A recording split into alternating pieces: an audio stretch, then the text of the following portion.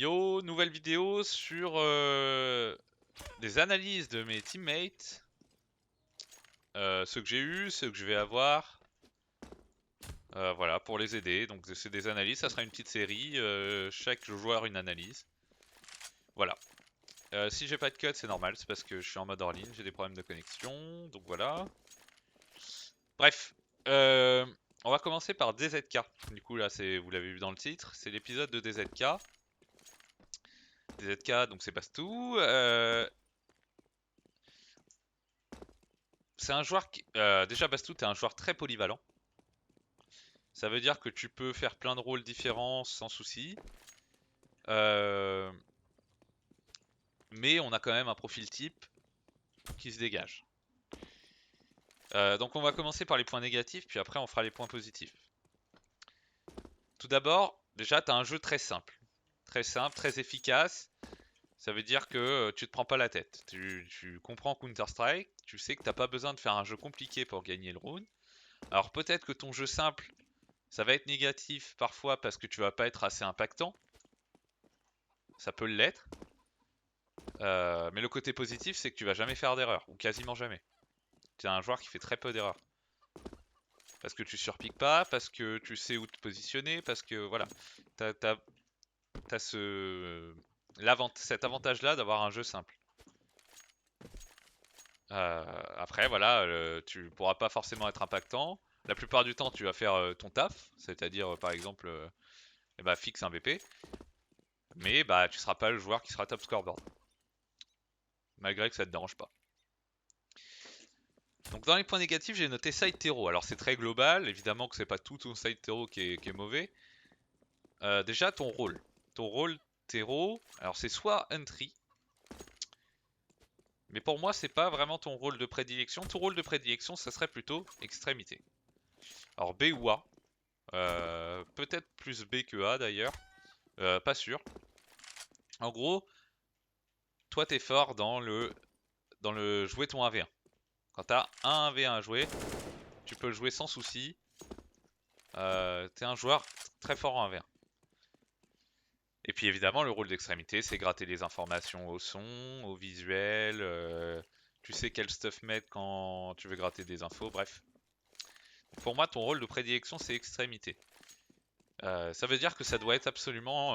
Enfin, en tout cas, pour être bon en terreau, pour optimiser tes chances d'être bon en terreau, il faut que tu sois extrémité. Euh, alors j'ai marqué le problème, le manque d'initiative. Euh, alors je me suis beaucoup battu contre ça avec le trio d'attaque chez Valderium. C'est vrai que depuis Valderium, bah, t'en prends plus qu'avant, mais c'est pas encore suffisant. Voilà, on sait très bien que c'est pas que le leader qui fait les calls, en tout cas qui prend des initiatives, il faut que tout le monde soit organisé sur la map. Ça veut dire que par exemple, tiens, tu vas call à tes potes, vas-y, machin, tu viens avec moi, on va prendre la voiture. Et tiens, mon snipe, tu me flash, s'il te plaît, Muret. Hop, et il flash, et voilà. Et ça, c'est pas forcément au leader de dire, bon les mecs, faut que vous preniez la voiture, donc machin, tu vas flasher pour les deux autres. Ça peut s'organiser entre vous. Donc ce genre d'initiative-là, eh ben, tu les prends de plus en plus pour prendre les zones, par exemple, tu sais quel stuff mettre, etc. Mais je pense que tu peux encore faire un travail là-dessus. Alors j'ai noté timing. Le timing de Counter-Strike, c'est un peu tout le monde. Et c'est vrai que des fois, on dirait que tu as des phases de déconcentration. Alors ça arrive à tout le monde. Et par exemple, je sais pas, tu vas repique à un endroit, ou alors tu vas pas être concentré sur ce qui se passe dans le jeu, et donc tu vas être, il va se passer quelque chose où tu vas te prendre un timing, tu vas mourir bêtement. C'est des morts bêtes en fait souvent. Alors encore une fois, c'est les défauts que je te trouve. Euh, Évidemment que tu peux les contester. En tout cas, moi je trouve il y a ça. Et que c'est pas forcément tout le temps. Ah, tu m'envoies un message sur Steam d'ailleurs. Et le mental. Donc le mental, évidemment, ça on le sait. Des fois, t'es un peu... Tu craques assez rapidement. Euh, c'est... Voilà, il faut que tu... En fait, il faut être concentré dans son jeu. Quand t'es en équipe, je parle, hein, parce que Faceit, c'est pour les noobs. Enfin, tout cas, si tu fais juste du Faceit, t'es un noob. Mais en tout cas, en équipe, il faut absolument rester concentré tout le temps et ne pas être concentré que sur son jeu, c'est-à-dire que sur ses morts ou que sur ses kills. Il faut rester concentré sur la game et comment je vais pouvoir aider l'équipe à gagner. Donc garder le mental, c'est très important, surtout dans le jeu d'équipe. Et en plus, les émotions se transmettent. Donc ça veut dire que si t'es négatif, et bah, si on commence à perdre la game, ça va vite se propager dans toute l'équipe. Donc quand je te disais que tu faisais pas beaucoup d'erreurs, pour moi, il n'y a que ces côtés-là qui sont assez négatifs. Le reste, ça reste plutôt positif.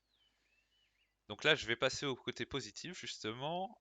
Et ça va être... Alors déjà, les rôles. En CT, t'es un fixe, hein, c'est évident. Donc le fixe, ça veut dire qu'il doit gagner du temps. Donc ça, tu le sais. Le rôle de fixe, tu le fais très très bien. Donc voilà, gagner du temps, attendre le backup, demander des flashs. Et puis, bah, IM quoi. Hein. Tu peux second snipe. Donc t'es un joueur très polyvalent. Tu peux second snipe sans souci. Main snipe, peut-être pas à haut niveau. Mais en tout cas, tu peux second snipe sûr. Donc ça, c'est une chose très positive. Ça veut dire que tu as un plus à apporter à l'équipe. Parce que tous les joueurs ne sont pas capables de snipe. Donc ça, c'est bon. Bon stuffer. Ouais, t'es un très bon stuffer. Voilà, t'es un joueur qui sait aider tes teammates même quand t'es trop loin pour les aider avec ton arme. Tu connais beaucoup de stuff, tu connais bien les maps, tu connais beaucoup de principes de jeu. Donc c'est pour ça que c'est intéressant d'avoir un joueur comme toi dans une équipe. Gunrun. Évidemment, bon bah voilà, là je t'apprends rien. Ceux qui regardent la vidéo et qui te connaissent, ils apprennent rien non plus. T'es un monstre GR, donc ça c'est une aptitude qui est importante aussi dans une équipe. C'est un truc super important. Parce que, ben, mine de rien, gagner un GR, ça te fait gagner en général 2 voire 3 rounds.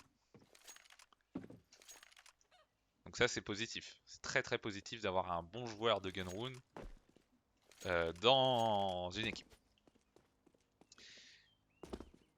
Placement en CT. Donc les placements en CT c'est pareil, je trouve que t'es assez... Bah c'est pareil, encore une fois, c'est des connaissances de jeu, hein. C'est-à-dire que au lieu de prendre des lignes ouvertes, tu sais que tu dois prendre des lignes fermées comme ça, que tu dois des lignes fermées comme ça, etc. Au lieu de prendre des lignes ouvertes, ou alors quand tu prends des lignes ouvertes, évidemment, t'es comme ça, hop là, t'es en décale, et tu sais que la priorité c'est l'information et pas le kill. Alors évidemment, si tu peux choper le kill en plus, c'est encore mieux. Mais en tout cas, le but c'est de rester en vie et de gagner du temps. Donc ça veut dire que tu dois essayer de prendre des kills sans mourir. Et ça, tu le fais très bien. T'es un joueur qui est très clutch aussi. Je sais pas si je l'ai noté là-dedans. Tac, tac, tac. Donc je l'ai pas noté, je vais le renoter. Clutch. T'es un joueur qui est très clutch parce que... alors pas forcément... Enfin, si aussi en clutch en 1 avec 3, etc. Mais là, je parle notamment en CT. Quand t'es tout seul sur un BP, on peut te faire confiance. Tu peux garder un BP tranquillement. Enfin, tranquillement ou pas, mais... En tout cas, tu sais comment gérer une situation de clutch tout seul sur un BP, même si ça vient sur toi. Donc ça, c'est positif de ouf, parce que ça, c'est le genre de joueur un peu à la Mizuta, la RPK. Qu'est-ce que je peux donner? Magisk, Perfecto, Electronic, enfin, bref, des mecs qui savent gérer des situations où ils sont tout seuls, avec un rifle, et qui doivent survivre, ou gagner du temps. Compréhension, donc ça c'est la compréhension du jeu global, c'est-à-dire que toi c'est pas juste focus viseur ou focus ton BP, c'est l'ensemble de la map. Alors il faut que tu le travailles encore un peu plus, mais en tout cas tu arrives à mieux comprendre l'ensemble de la map, savoir qui rotate, pourquoi il rotate, et savoir où aller du coup. C'est pour ça que les initiatives, t'es capable de les prendre.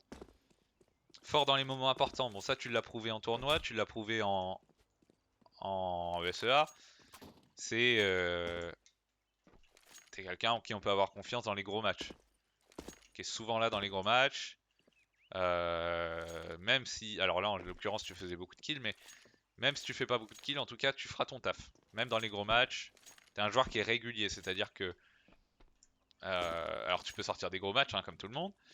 Mais en tout cas, tu assureras toujours tes 15 kills ou toujours, voilà, toujours tes 15 kills, tes 20 kills dans un match. Voilà. Donc pour ça, bah, enfin voilà, il faut que tu continues comme ça. Il faut que tu arrives à développer tes compétences, celles que je t'ai dit au début, donc c'est-à-dire les initiatives, le mental, le comportement est bon. A priori, j'ai rien à dire dessus.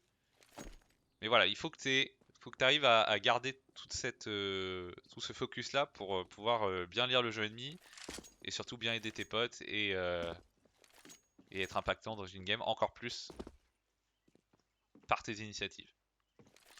Voilà.